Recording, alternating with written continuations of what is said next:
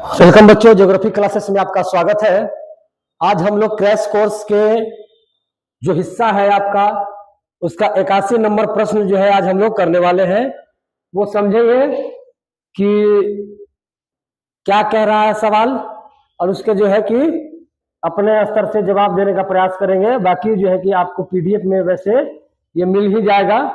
जैसे कि आपको पता ही होगा कि जो एप्लीकेशन है वो एप्लीकेशन पर आपको पीडीएफ मिल जाएगा और वीडियो भी मिलेगा और टेस्ट वगैरह सीरीज जो है वो सारे के सारे कंटेंट आपको वहां पे मिल जाएंगे। तो आप बिना लेट किए हुए आप जाइए और जो है कि कोर्स ज्वाइन कीजिए। बहुत ही शॉर्ट टर्म में आपके लिए महत्वपूर्ण कोर्स लाया गया है।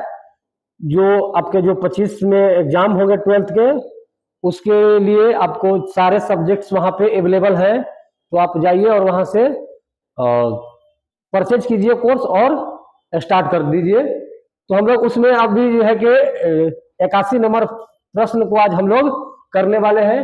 तो देखिए सवाल क्या कह रहा है कि जो आपके जल विद्युत है, जल विद्युत शक्ति का विकास उत्तर भारत में अधिक क्यों हुआ? कोई 3 कारण लिखिए। यहाँ पे आपको स्पेसिफिक बता दिया है या जो भी फैक्टर है या कारण है उसको 3 के संख्या में बताना है। तो देखिए पहले सबसे पहले है कि यह चीजों को समझ लीजिए। आप 3, 4, 5, 6, 7 आप हर तरीका से देने में सक्षम हो जाएंगे। तो सबसे पहले समझिए कि जो जल विद्युत शक्ति है उसका विकास उत्तर भारत में अधिक क्यों हुआ। यह चीजें समझना अति महत्वपूर्ण है। जब यह चीजें समझ जाएंगे तो ऑटोमेटिक है कि आप कितना भी कारण जो है कि उसका दे पाएंगे। तो सबसे पहले समझिए कि जल विद्युत शक्ति है क्या। तो जो भी आप वाटर से संबंधित यानी कि जल के द्वारा जो भी एनर्जी आप जनरेट कर रहे हैं, जो भी पावर जनरेट किए जा रहे हैं वो आपके जल विद्युत शक्ति है। तो जल विद्युत शक्ति में एक्चुअली में किया क्या जाता है वो, तो जल विद्युत शक्ति में जो भी आप देख रहे होंगे टरबाइन वगैरह चला करके ऊंचे ऊंचे बांधों से पानी को गिराया जाता है और गिरा करके एक तरह से टरबाइन पर ही गिराया जाता है और गिरा करके ना जल विद्युत शक्ति तैयार किया जाता है। जैसे जैसे वो टरबाइन पे गिरेंगे वो उसकी स्पीड जो है कि ज्यादा बढ़ते जाएगा, क्योंकि वाटर में जो है फ्लो का गुण जो है कि विद्यमान होता है। पानी में बहाव का गुण पहले से ही विद्यमान रहता है और वह जब मोटरों पर गिरते हैं, जो टरबाइनों पर गिरते हैं, उनकी गति को और ज्यादा बढ़ा देता है, उसकी स्पीड में काफी इजाफा करता है। ठीक है, यानी कि उसकी जो मूविंग होता है वो बहुत ज्यादा संख्या में फेरों की संख्या लगा पाता है, जिससे से आपका शक्ति जनरेट होता है, आपका एनर्जी जनरेट होता है और उन एनर्जियों का अलग अलग फॉर्मेट में प्रयोग कर लिए जाते हैं। तो सबसे पहला सवाल यही उत्पन्न होता है कि जल विद्युत तैयार करने के लिए चाहिए क्या। तो जल विद्युत तैयार करने के लिए सबसे पहले आपको जल की उपलब्धता होना चाहिए। तो आप खुद सोचिए कि जिन क्षेत्रों में जल की उपलब्धता ज्यादा रहेगी, जलराशि जिन क्षेत्रों में ज्यादा रहेगी, जाहिर सी बात है कि उन्हीं क्षेत्रों में जल विद्युत शक्ति जो है तैयार किए जाएंगे। जल विद्युत संयंत्र जो है आपके उन्हीं क्षेत्रों में लगाए जाएंगे। तो बाकी अन्य राज्यों की अपेक्षा जो उत्तर भारत के राज्य है, ठीक है, या भारत का बाय मैपिंग अध्ययन हम लोग करेंगे तो पाएंगे कि जल की उपलब्धता जो है दक्षिण भारत की अपेक्षा उत्तर भारत में ज्यादा है। ठीक है, क्योंकि दक्षिण से उत्तर की ओर, ठीक है, दक्षिण से उत्तर की ओर जो है एक तरह से पानी की प्रचुरता आपको ज्यादा देखने के लिए मिल पाएगा। ठीक है, वाटर अवेलेबिलिटी ज्यादा है। तो एक कारण जो है कि आपका यह भी हो सकता है कि पानी की अधिकता, उत्तर भारत की जो भी नदियां हैं सदाबहानी है, यानी कि सदाबहानी यानी कि हमेशा बहने वाली। वो डिपेंड नहीं करती है कि बारिश से हम पानी को कंज्यूम करेंगे या वैसे नदियां हैं, ऐसा नहीं है, क्योंकि नदियां जो है कि कुछ नदियां सदाबहानी भी नदियां है और कुछ नदियां जो है कि मौसम के अनुकूल कार्य करती है। कुछ नदियां जो है जैसे अब बारिश के दिनों में उन नदियों में जलराशि बढ़ जाता है, तो बढ़ता है तो उससे भी काम में ला जाते हैं।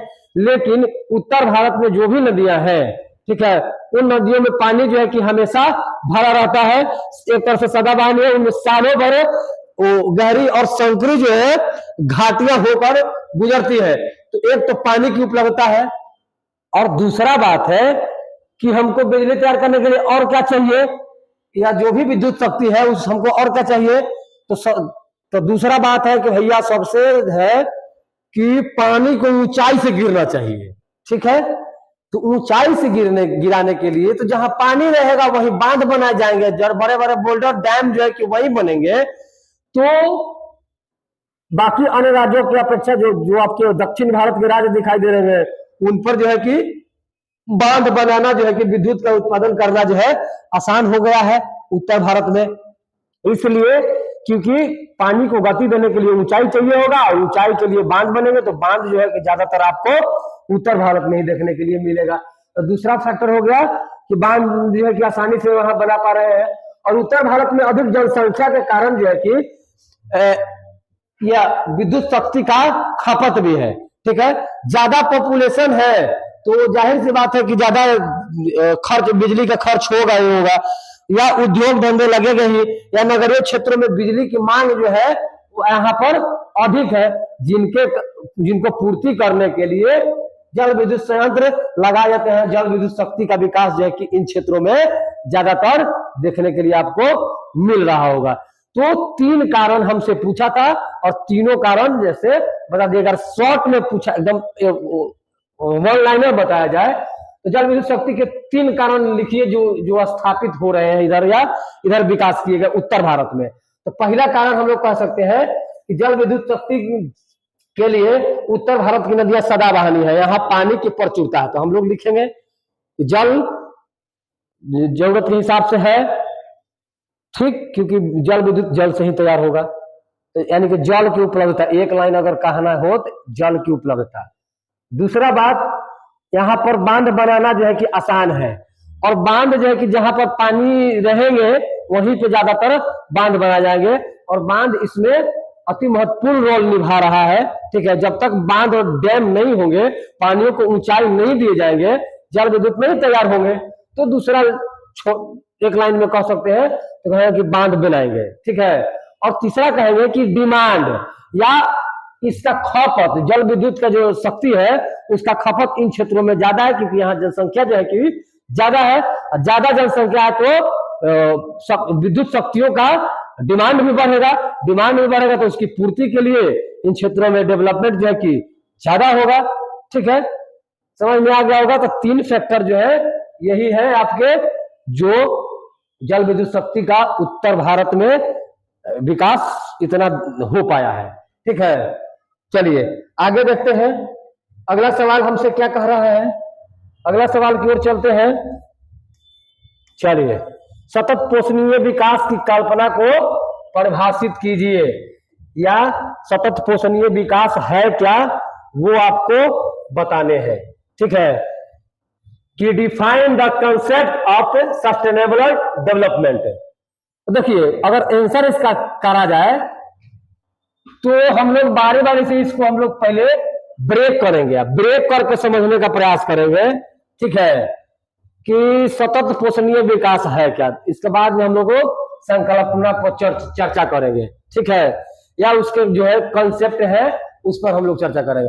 पहले सतत पोषणीय विकास है क्या, सस्टेनेबल डेवलपमेंट जो है कि सस्टेनेबल डेवलपमेंट है क्या, what is sustainable development, define the sustainable development, या what do you stand by sustainable development. तो हम लोग इसको, यानी सतत का मतलब क्या होता है, सतत का मतलब होता है एक क्रम में। ठीक है, एक क्रम में लगातार। ठीक, तो और जो पोषणीय विकास है उसका मतलब, डेवलपमेंट का मतलब होता है परिवर्तन या बदलाव, और पोषणीय का मतलब होता है कि एक स्तर तक, एक लेवल तक उसको यूज करना है, एक तरह से समझ लीजिए। ठीक है, तो हुआ कि लगातार जो है आपको, या जो विकास के कार्य है उन विकासों में मतलब जो भी कर रहे हैं, कि एक ऐसा विकास हम लोग क्या करेंगे, सतत पोषणीय विकास का मतलब होगा कि एक ऐसा विकास जो क्या करेगा कि भविष्य में जो आने वाली हमारी पीढ़ी है उनकी आवश्यकताओं को प्रभावित किए बिना, ठीक है। यानी कि जो भविष्य में हमारी अगला जेनरेशन आएगा उसकी ख्याल रखते हुए किसी भी रिसोर्सेस का, किसी भी संसाधन का उपयोग करना जो है कि सतत पोषणीय विकास के अंतर्गत आता है। वैसे नहीं समझ में आया तो फिर से समझने का प्रयास कीजिए। जैसे मान लीजिए कि कोई मृदा है या कोई वन है, ठीक है, या कोई मूल्यवान संसाधन है, उसका उपयोग इस गति से करेंगे जिससे क्या होगा कि पर्यावरण संतुलन भी कायम रहे और प्राकृतिक रूप से पुनर्स्थापन या पुनर्चक्रण जो है कि उसका हो जाए, ठीक है। ऐसे हम लोग अगर कर पाते हैं और उसका ख्याल हम लोग भविष्य में भी देखते हैं, ठीक है, तो वो आपके सतत पोषणीय विकास कहलाते हैं। और वही चीजों को सम्मिलित रूप से यानी कि जो बचाने की एक परिपाटी हम लोग क्रिएट कर रहे हैं, परिपाटी बना रहे हैं, वो सतत पोषणीय विकास की अवधारणा है या उसकी संकल्पना कह सकते हैं या उसको कंसेप्ट कहा जा सकता है। तो अगर और भी शॉर्ट में समझने का प्रयास करें तो ऐसे समझिए, सतत पोषणीय विकास का मतलब हुआ कि जो भी प्रकृति में प्रदत्त वस्तुएं हैं या जिस भी प्रकार के जो प्रकृति में संसाधन है, उन संसाधनों का क्या करना है, ठीक है, उन संसाधनों का हम लोग ऐसे रूप में प्रयोग करेंगे कि जो हमारी जरूरतों की तो पूर्ति कर ही दे, आने वाले जो नेक्स्ट जनरेशन है, हमारे बाल बच्चे हैं, हमारे पोते हैं, हमारे परपोते हैं, उनके बेटे हैं, या आने वाला जो नेक्स्ट जनरेशन है उसके लिए भी वो चीजें बचा रहे। तो उस तरीका से जो इसको इस्तेमाल करके करेंगे तो वो सतत पोषणीय विकास के अंतर्गत आता है। जैसे एक छोटा सा एग्जांपल लीजिए, मान लीजिए कि आप यूरेनियम का प्रयोग कर रहे हैं, मान लीजिए कि आप पेट्रोलियम का प्रयोग कर रहे हैं, मान लीजिए कि आप कोयला का प्रयोग कर रहे हैं, मान लीजिए कि आप किसी भी वन वृक्ष का प्रयोग कर रहे हैं, ठीक है, या किसी भी तरीके से मिट्टी वगैरह का उपयोग कर रहे हैं, या जल के हम लोग उपयोग कर रहे हैं, तो यह प्राकृतिक पदार्थ है।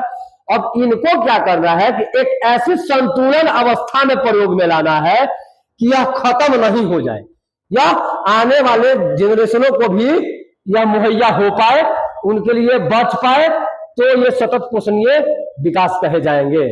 और सतत पोषणीय विकास की अवधारणा यही है कि आने वाली पीढ़ियों के लिए बचाना।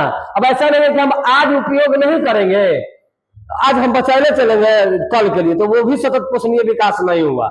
आज जो है कि धड़ल्ले से किसी चीज का प्रयोग कर ले रहे हैं, अगला जनरेशन आया जो वो तरस गया, उसको पता ही नहीं है कि कोई ऐसा मटेरियल इस पृथ्वी पर रहा हो, तो यह सतत पोषणीय विकास नहीं कहलाएगा। यानी कि हम में और हमारे जो आने वाली पीढ़ी है उनमें संसाधनों का संतुलित रूप से प्रयोग करना, यानी कि जो हम प्रयोग कर रहे हैं वो भी प्रयोग करें। अब ऐसा नहीं कि उनके प्रयोग के लिए हम जो है कि आज कोई काम ही नहीं करता है, कोई किसी तरह का डेवलपमेंट ही नहीं करता है, तो वो भी सतत पोषणीय विकास नहीं कहे जाएंगे।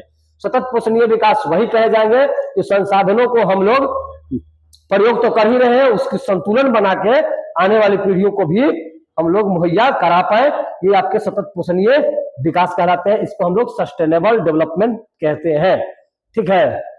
तो इस पे बहुत सारे आप प्रोग्राम भी देखते होंगे, नेशनल लेवल पर, इंटरनेशनल लेवल पर, राज्य स्तर पर या अंतर्राष्ट्रीय स्तर पर बहुत सारे प्रोग्राम जो है कि चलाए जाते हैं। पर्यावरण को लेकर जो चिंताएं हैं उसको जाहिर की जाती है, ग्लोबल वार्मिंग को लेकर जो चिंताएं हैं उसको जाहिर की जाती है।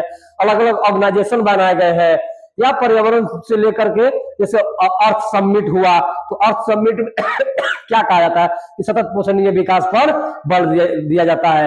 या जो अपने कॉन्फ्रेंस ऑफ ऑल पार्टी जो होता है उसमें जो है कि इस तरीका से बातें निकल करके आती है। तो यह ग्लोबल वार्मिंग बढ़ रहा है, तो इसके कारण जो है कि पता किया गया कि हाँ भाई यह जो है कि एक्टिविटी कर रहे हैं तो हम लोगों को उसमें थोड़ा सा कमी लाना है, ठीक है।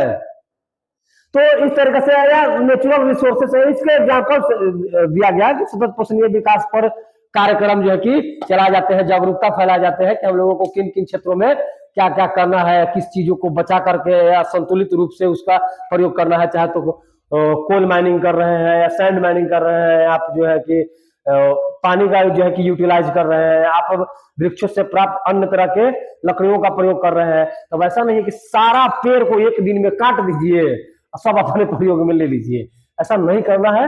इसको हम लोगों को संतुलन बना करके चलना है, ये आपके सतत पोषणीय विकास कहे जाएंगे। ठीक है, तो अब हम लोग अगले सवाल की ओर बढ़ते हैं। अगला सवाल क्या है देखते हैं।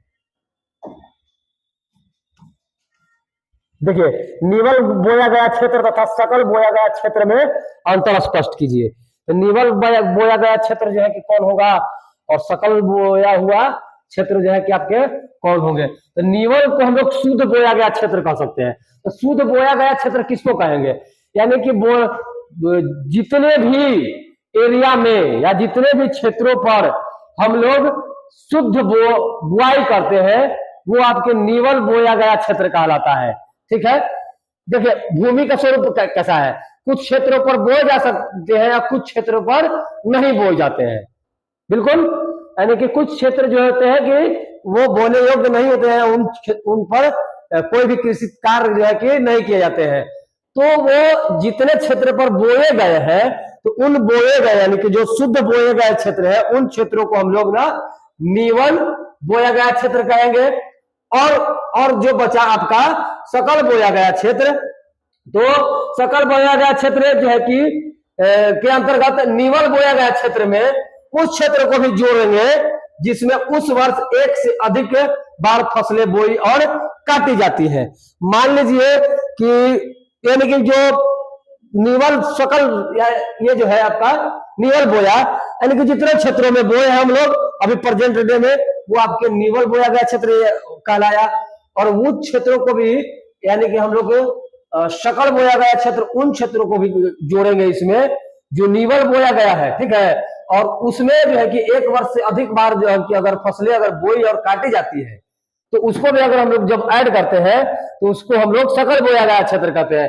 एक बार कोई बोई गई भूमि को एक बार, दो बार बोई गई भूमि को दो बार और तीन बार बोई गई भूमि को तीन बार जोड़ दिया जाता है। यानी कि जितने बार भूमियों को अगर जोड़ दिया जाता है तो वो आपके सकल बोया गया क्षेत्र कहलाता है। और निवल बोया गया क्षेत्र वह है जो शुद्ध रूप से जितने क्षेत्रों पर जितने क्षेत्रों पर फसल को बोया गया है, तो वो आपके निवल बोए गए क्षेत्र कहेंगे। निवल बोए गए यानी कि जितने बार भी हम लोगों किसी क्षेत्र पर या किसी भूमि पर बुआई कर रहे हैं, जय बार बोइए आप, साल में एक बार बोइए, दो बार बोइए, तीन बार बोइए, तो वो आपके सकल बोया गया क्षेत्र कहलाता है। निवल बोया गया क्षेत्र और सकल बोया गया क्षेत्र, जिसको हम लोग ना नेट सॉन बोल सकते हैं, और नेट सॉन एरिया और ग्रोस जिसको हम लोग कह सकते हैं, उसको अंतर स्पष्ट करना। अंतर तो हो ही गया। चलिए अगले सवाल की ओर देखते हैं। अगला सवाल क्या कर रहा है कि स्वर्णिम चतुर्भुज राजमार्ग पर टिप्पणी लिखिए, note on golden quadrilateral highway.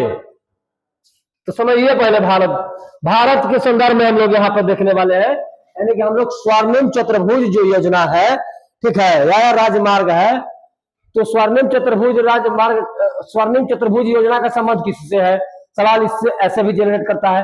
तो सवाल कहा जा सकता है कि यह जो है कि एक प्रकार से राजमार्ग से संबंधित है, जो एक क्षेत्र को दूसरे क्षेत्र से जोड़ने का काम करता है बाई रोड। ठीक है, सड़क से एक क्षेत्र से दूसरे क्षेत्र को जब जोड़ा जाता है वो आपके राजमार्ग कहे जाते हैं। तो भारत में अगर महानगरों को के बीच समय और दूरी को कम करने के लिए क्या लाया गया है, स्वर्णिम चतुर्भुज परम राजमार्ग का निर्माण किया गया है। इसमें 6 गलियों वाले राजमार्गों द्वारा कोलकाता, चेन्नई, बंबई और दिल्ली को जोड़ा गया है। श्रीनगर को कन्याकुमारी से जोड़ने वाला उत्तर दक्षिण गलियारा तथा सिलचर को पोरबंदर से जोड़ने वाला पूर्व पश्चिम गलियारा इसी परियोजना का अंग है। यानी कि इस परियोजना के तहत एक प्रकार के स्वर्णिम चतुर्भुज परियोजना है, इसका संबंध राजमार्गों से है, और यह महानगरों के बीच समय और दूरी को कम करने के लिए यह लाया गया था। और या इसका निर्माण किया गया था। इनमें 6 गली वाले राजमार्गों द्वारा कोलकाता हो गया, चेन्नई हो गई, मुंबई हो गया, दिल्ली हो गया, इन सबको क्या किया गया है, आपस में लिंक करा गया है, इसको बाई रोड जोड़ा गया है। अगर श्रीनगर को कन्याकुमारी से जोड़ने वाला जो है कि उत्तर दक्षिण गलियारा तथा सिलचर को पोरबंदर से जोड़ने वाला पूर्व पश्चिम गलियारा है, इसी परियोजना का अंग है। यानी कि जो आपके नॉर्थ है, ठीक है, जो आपके उत्तर साइड है, उत्तर साइड को जोड़ रहा है दक्षिण से, कि कश्मीर तू मैं कन्याकुमारी, ठीक है, यानी कि कश्मीर से क्या है, कन्याकुमारी को जोड़ता है, यानी कि एक उत्तर दिशा में है और एक भारत के दक्षिण दिशा में है। उसको जोड़ने के लिए स्वर्णिम चतुर्भुज योजना जो है कि इसी का अंग है।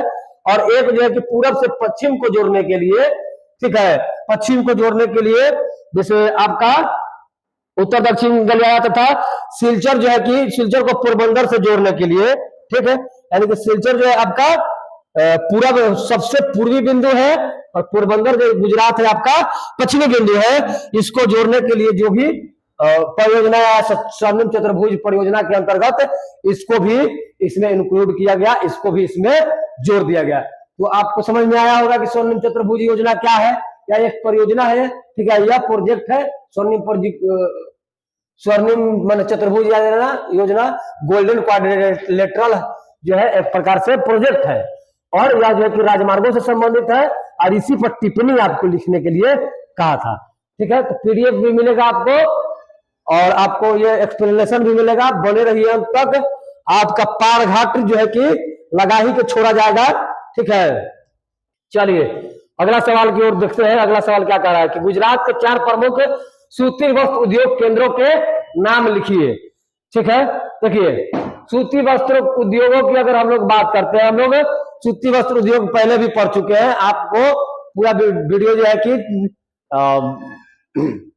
मिल जाएगा चैनल पे, आप चैनल पर सर्च कीजिए, वहां पे आपको जो भी सूती वस्त्र उद्योग है उससे संबंधित जो भी फैक्ट्स है, कहाँ कहाँ कैसे कैसे डेवलपमेंट इसका किया गया, वो सारे चीज आपको कंटेंट वहां पे मिल जाएंगे। चलिए जो सवाल है उस मूल सवाल पर हम लोग आते हैं। मूल सवाल कह रहा है कि जो प्रमुख सूती वस्त्र उद्योग है उन्हीं के बारे में लिखना है, जो टेक्सटाइल इंडस्ट्री है गुजरात के उनके बारे में लिखने हैं। तो देखिए भारत में गुजरात ही नहीं अपितु महाराष्ट्र है, कलकत्ता है, तमिलनाडु है, ठीक है, या इसके सरीके जो भी अन्य राज्य हैं उन राज्यों में भी सूती वस्त्र उद्योग स्थापित किए गए हैं। लेकिन हमारा सवाल गुजरात से था तो हम लोग गुजरात में लिखेंगे। वैसे आपको यहाँ बताते चले कि गुजरात में 72 के आसपास, 72 के आसपास जो आपके सूती वस्त्र उद्योग स्थापित किए गए हैं, उनमें अगर महत्वपूर्ण केंद्रों की बात हम लोग करते हैं, महत्वपूर्ण केंद्र की बात, तो बड़ोदरा में है, आपका सूरत में है, भावनगर है, पोरबंदर है जहां गांधी जी के जन्म हुआ था, राजकोट है जहां गांधी जी के बाबू दीवान हुआ करते थे, ठीक है, और एक है भड़ौच है।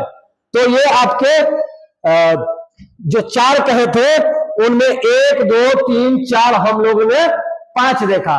तो गुजरात के ये 4 जो है कि सूरत, भावनगर, पोरबंदर, राजकोट तथा भड़ौच, ये सूती वस्त्र उद्योग के केंद्र हैं। कहां के? गुजरात के, ठीक है। इसी प्रकार के अन्य सरीखे और भी जगह हैं, जैसे महाराष्ट्र में, तो महाराष्ट्र में भी आपको सूती वस्त्र उद्योग मिलेंगे, आपको केरला साइड में भी मिलेगा, ठीक है, आपको एमपी साइड में भी मिलेगा, भारत के विभिन्न जगहों पर आपको मिलेंगे, कहीं कम कहीं ज्यादा, कहीं कम कहीं ज्यादा, पंजाब में भी मिलेंगे, हरियाणा वाले साइड में मिलेंगे, ठीक है। तो इस तरीका से बहुत सारे भारत में जो सूती कपड़े के उद्योग है उसके केंद्र खोले गए। अहमदाबाद में भी है, ठीक है। चलिए संचार से आप क्या समझते हैं? संचार से आप क्या समझते हैं? देखिए संचार क्या है, तो इसको क्या कह सकते हैं? What do you mean by communication? संचार से आप क्या समझते हैं? देखिए एक स्थान से दूसरे स्थानों पर, ठीक है, स्थानों तक संदेश और विचारों को दर्शन भेजने की जो व्यवस्था है, उन्हीं व्यवस्था को हम लोग क्या कहते हैं? संचार कहते हैं। यानी कि जो एक स्थान से दूसरे स्थान पर अपने जो विचार है आपके, ठीक है, आपके जो संदेश है, जो मैसेज है आपके, जो आपके दर्शन है, उनको भेजने की जो यानी कि जो भेजते हैं, जिस भी तरीका की व्यवस्था है, उस व्यवस्था को हम लोग क्या कहते हैं, संचार कहते हैं। अब इसके माध्यम में कि भिन्न भिन्न हो सकते हैं। जैसे मान लीजिए कि संचार का जाल जो एक स्थान से दूसरे स्थान तक सूचनाएं भेजता है, या तो सूचनाओं को वह प्राप्त करता है। जैसे मान लीजिए कि उसके जो संचार के साधन बहुत सारे हो सकते हैं, जैसे डाक सेवा हो सकता है, टेलीग्राफ हो सकता है, टेलीफोन हो सकता है, आपका फैक्स हो सकता है, ईमेल हो सकता है, बाई व्हाट्सएप हो सकता है, बाई मैसेंजर हो सकता है, बाई फेसबुक हो सकता है, बाई आपका यूट्यूब हो सकता है। यानी कि साधन आपके बहुत सारे हो सकते हैं। अगर हम लोग वायु तरंगों द्वारा भी मैसेज भेज सकते हैं, जिसमें रेडियो हो सकता है, आपका टेलीविजन हो सकता है, जिसको हम लोग दूरदर्शन कर सकते हैं।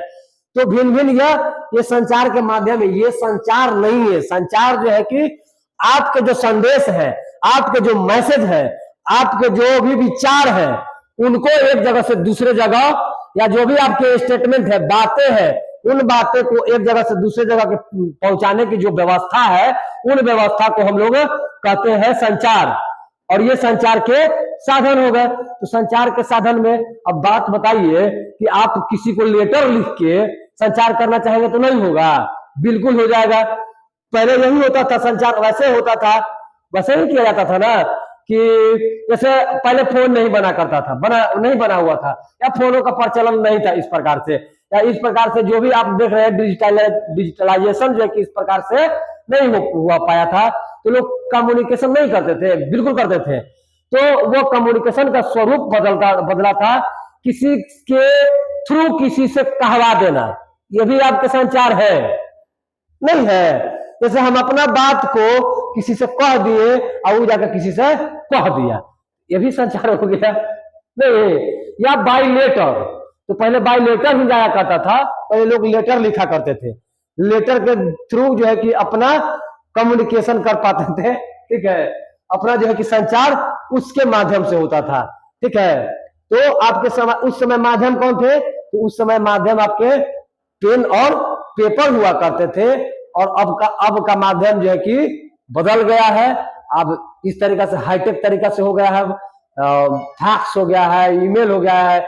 इससे बढ़ने के बाद जो है कि आप क्या ये देख पा रहे होंगे, मैसेंजर, टेलीग्राम या जिस भी तरह के अन्य संसाधन है, इससे भी कम्युनिकेशन हो पा रहा है, समझे। तो ये इसके साधन हो गए।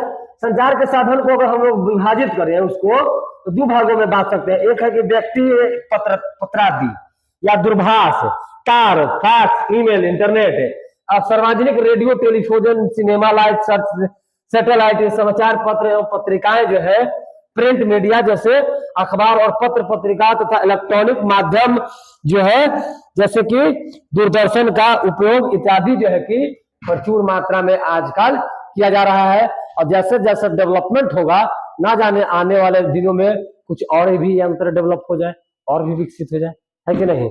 क्योंकि मनुष्य जो है कि परिवर्तनशील है, रोज इन्वेंशन हो रहा है, रोज खोज जारी है, और रोज खोज का जारी है कि नतीजा निकलेगा यह कि आने वाले दिनों में बदलाव आपको देखने के लिए मिल सकते हैं, ठीक है। चलिए हम लोग आगे बढ़ते हैं, देखते हैं अगला सवाल क्या कह रहा है। चलिए आइए।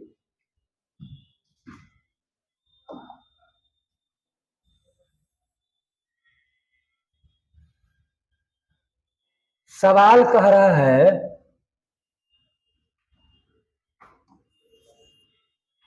सवाल है कि सूती वस्त्र उद्योग के 2 सेक्टरों के नाम बताइए, वे किस प्रकार भिन्न है, ठीक है। कह रहा है कि भारत में सूती वस्त्र उद्योग को 2 सेक्टरों में बांटा जा सकता है। पहला संगठित सेक्टर और दूसरा है विकेंद्रित सेक्टर। तो संगठित सेक्टर क्या है? संगठित सेक्टर के अंतर्गत मिल उद्योग आते हैं।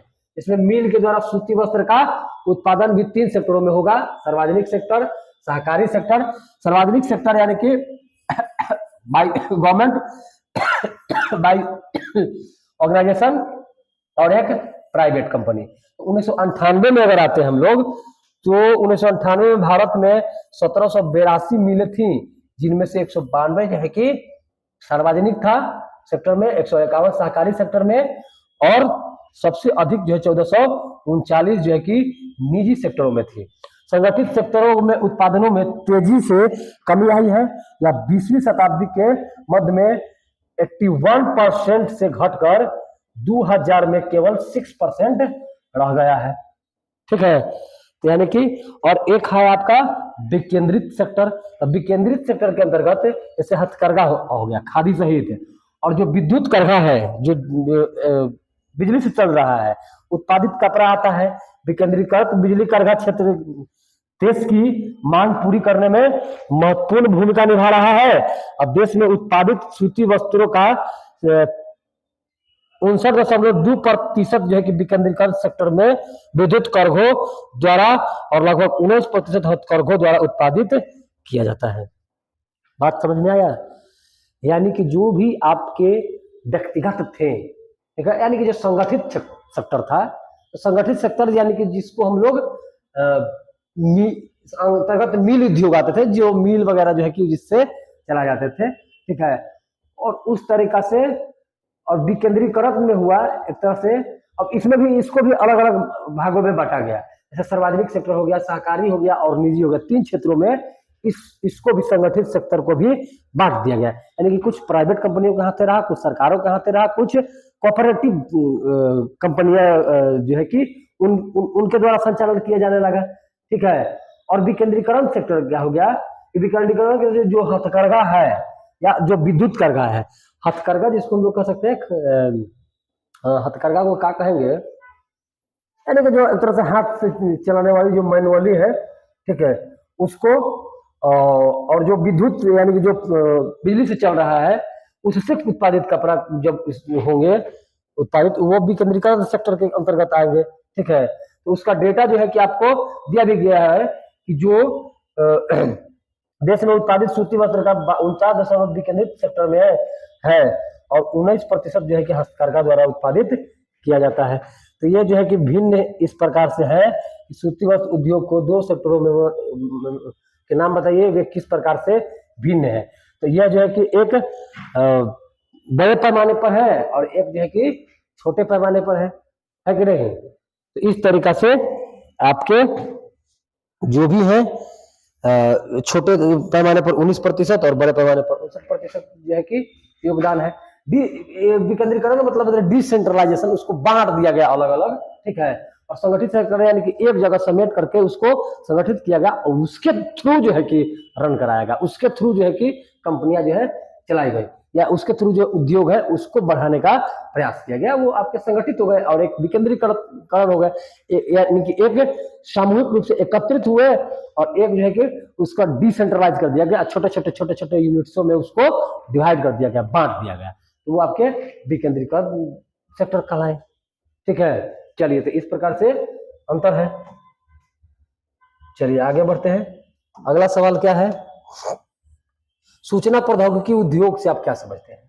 वाह जी वाह, वाह जी, सवाल जी सवाल। चलिए देखते हैं।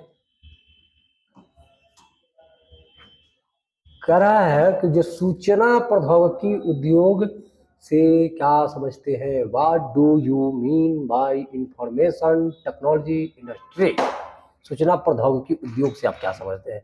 देखिए, सूचना प्रौद्योगिकी उद्योग से संबंधित उद्योग जो होंगे, इसमें ट्रांजिस्टर होगा, टेलीफोन होगा, आपके पेजर होंगे, रडार होगा, सेलुलर टेलीकॉम होगा, लेजर अंतरिक्ष उपकरण होगा, कंप्यूटर का हार्डवेयर होगा, यंत्र सामग्री या सॉफ्टवेयर प्रक्रिया सामग्री इत्यादि का निर्माण होगा। ये सभी जो है कि इलेक्ट्रॉनिक उत्पाद है। ठीक है, इसलिए इस उद्योग को हम लोग इलेक्ट्रॉनिक उद्योग भी कहते हैं। इसमें विशिष्ट नए ज्ञान, उच्च प्रौद्योगिकी और निरंतर शोध एवं अनुसंधान की आवश्यकता रहता है, अतः इसे उच्च प्रौद्योगिकी उद्योग या ज्ञान आधारित उद्योग भी हम लोग कहते हैं। सूचना प्रौद्योगिकी उद्योग से क्या समझते हैं?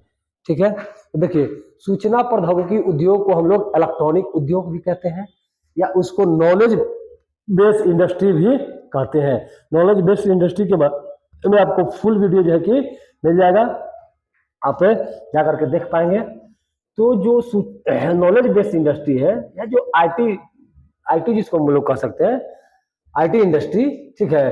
तो आईटी इंडस्ट्री उद्योग का मतलब हुआ कि जो भी है सूचनाओं के बेसिस पे जिस भी प्रकार के या नॉलेज के बेसिस पे ज्ञान के बेसिस पे जिस भी तरह के उद्योग धंधे चलाए जाते हैं उन उद्योगों को हम लोग ना सूचना प्रौद्योगिकी उद्योग कहते हैं। समझ में आ गया बात?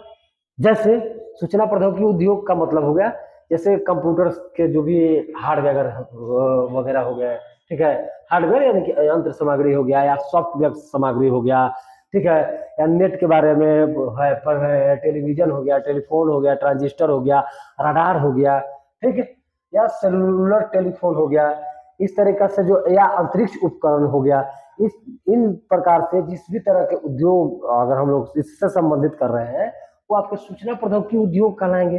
सूचना प्रौद्योगिकी उद्योग के अंतर्गत आते हैं। जैसे आपको सूचना प्रौद्योगिकी उद्योग के अंतर्गत और भी जैसे नॉलेज बेस्ड इंडस्ट्री है या उसको सूचना प्रौद्योगिकी उद्योग कहे, दोनों का मीनिंग सेम हो जाता है। तो जो भी काउंसलिंग का प्रोसेस है, ठीक है, या आपका मेडिकल वगैरह जो है हेल्थ सेक्टर जिसको हम लोग कह सकते हैं वो है, या क्योंकि वो सब सूचनाओं के बेसिस पे ही चलते हैं। तो जिस भी तरह के उद्योग है जो सूचनाओं से संबंधित है या डेटा एनालिसिस का है, ठीक है, या किसी भी तरह से बड़े बड़े आईटी कंपनी बनाए गए हैं वो सब सूचनाओं के बेसिस पे चल रहे हैं, वो सूचना प्रौद्योगिकी उद्योग है। उसी को हम लोग सूचना प्रौद्योगिकी उद्योग कहते हैं, यानी कि जो सूचनाओं के बेसिस पे कार्य करते हैं, ठीक है, वो सूचना प्रौद्योगिकी उद्योग के अंतर्गत आते हैं। तो चलिए अगला सवाल क्या कह रहा है वो देखते हैं।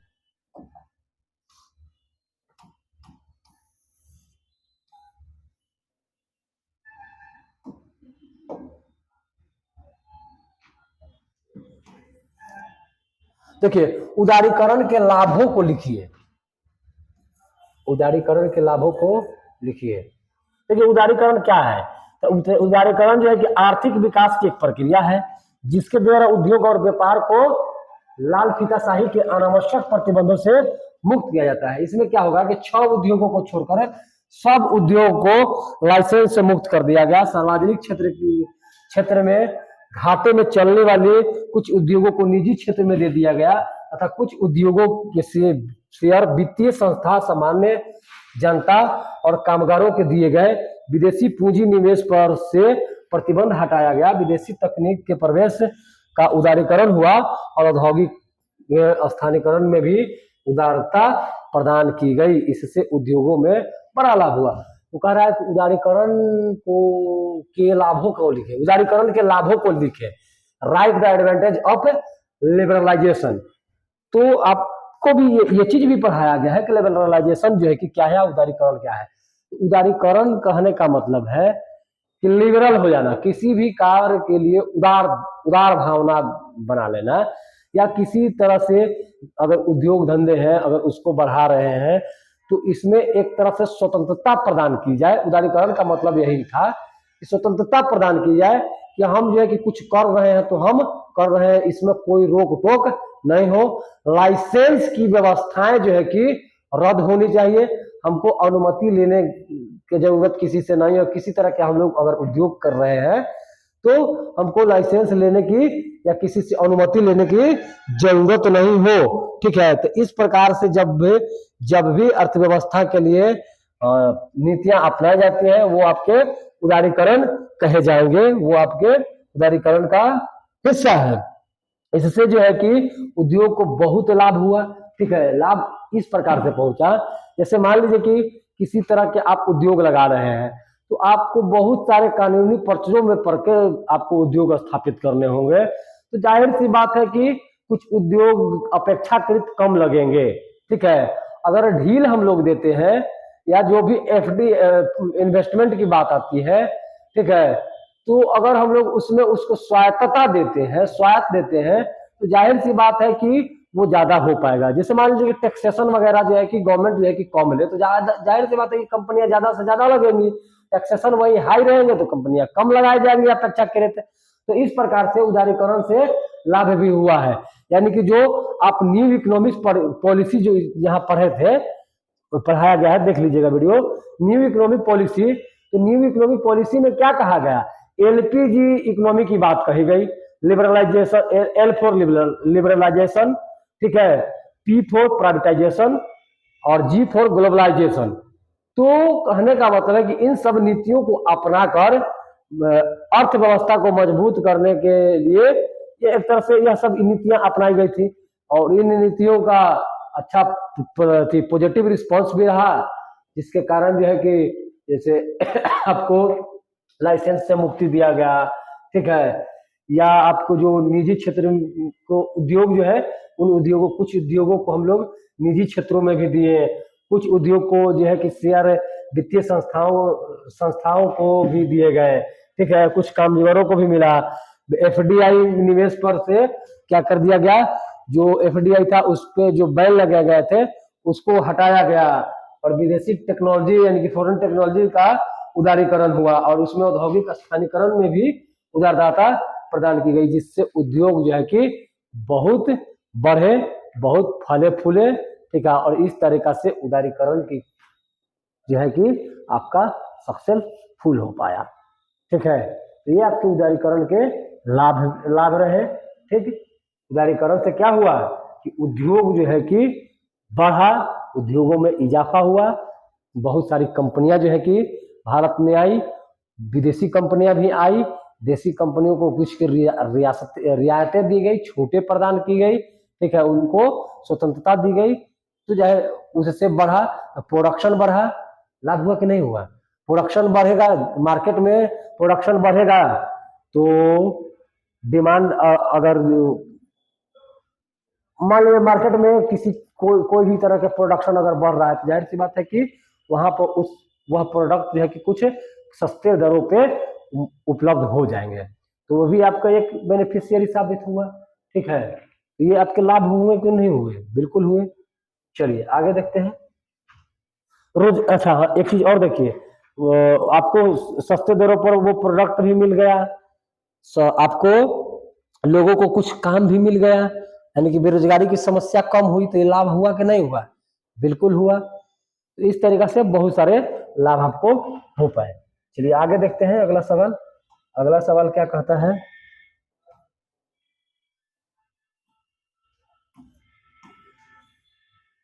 इंदिरा गांधी नहर कमान क्षेत्र का सिंचाई पर क्या सकारात्मक प्रभाव पड़ा है।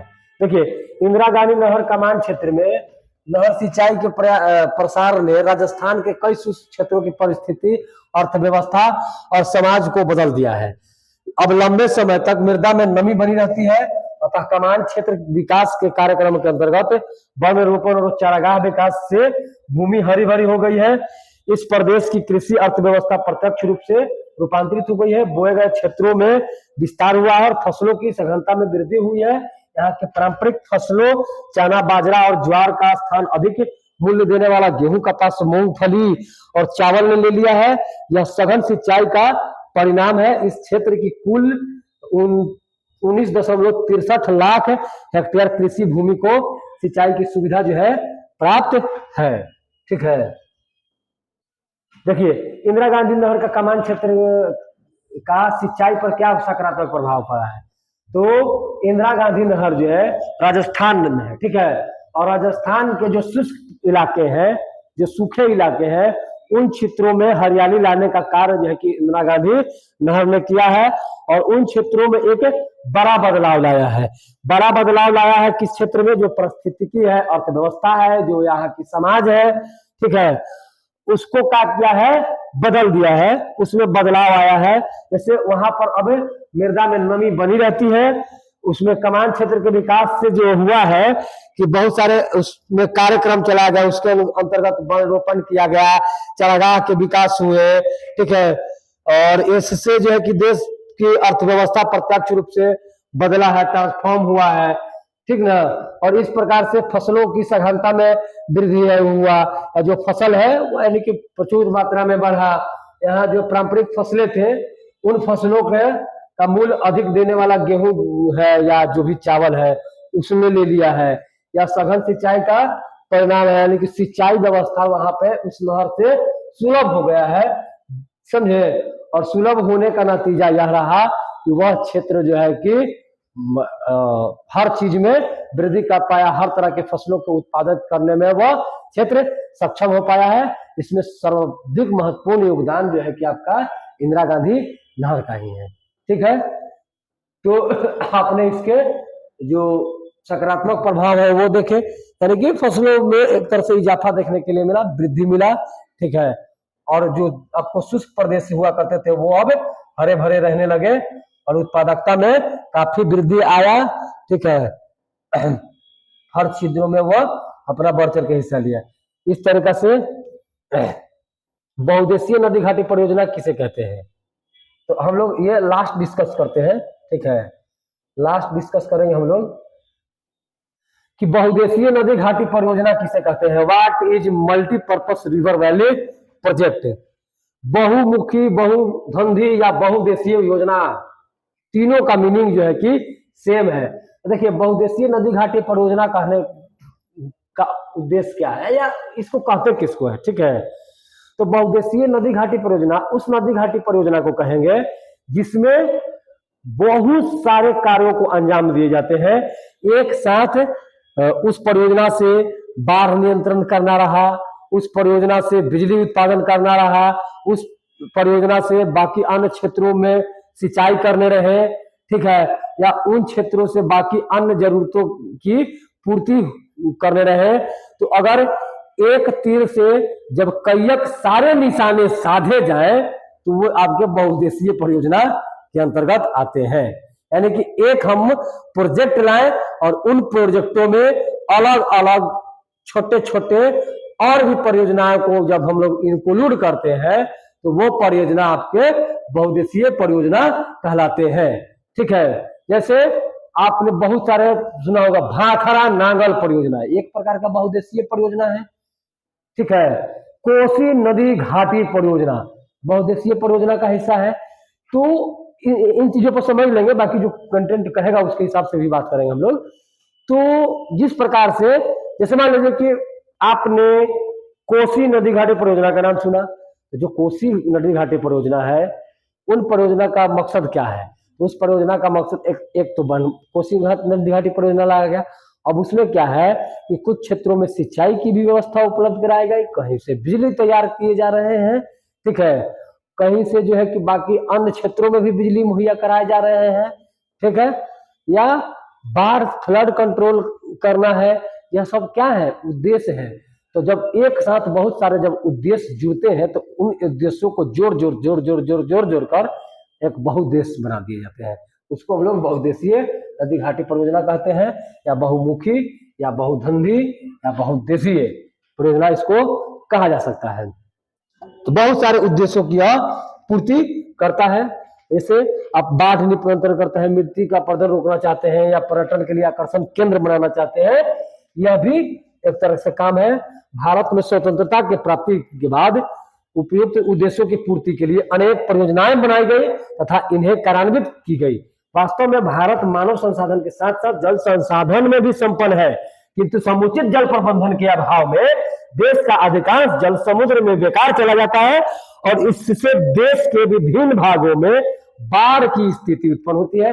और बाढ़ और सूखा की समस्या से निपटने हेतु तो जल विद्युत उत्पादन, सिंचाई और अन्य उद्देश्यों की पूर्ति के लिए देश की विभिन्न नदियों पर बांध बनाया गया, जल विद्युत गृह की स्थापना की गई तथा नहरें निकालकर सिंचाई की व्यवस्था की जाती है। तो इस प्रकार से जब बहुत सारे उद्देश्यों की पूर्ति करते हैं, ठीक है, चाहे तो मिट्टी का कटाव रोकना है, मिट्टी का अपरदन जिसको कह सकते हैं, या पर्यटन के हिसाब से कोई क्षेत्र डेवलप करना है, ठीक है, यानी कि कृत्रिम झीलें बनानी है, उन झीलों में नौका विहार करने हैं, ठीक है, या टूरिस्ट स्पॉट क्रिएट करने हैं, तो उस लिहाज से भी बहुउद्देशीय परियोजना में काम लिए जाते हैं। क्योंकि आपने एक डैम बनाया, अब उसके पानी जो स्टोरेज होंगे, वाटर जो स्टोर होगा, अब उसका इस्तेमाल जो है कि आप मल्टीपर्पज तरीका से कर सकते हैं। जब आप मल्टीपर्पज तरीका से करेंगे तो उसको हम लोग बहुउद्देशीय घाटी परियोजना कहेंगे।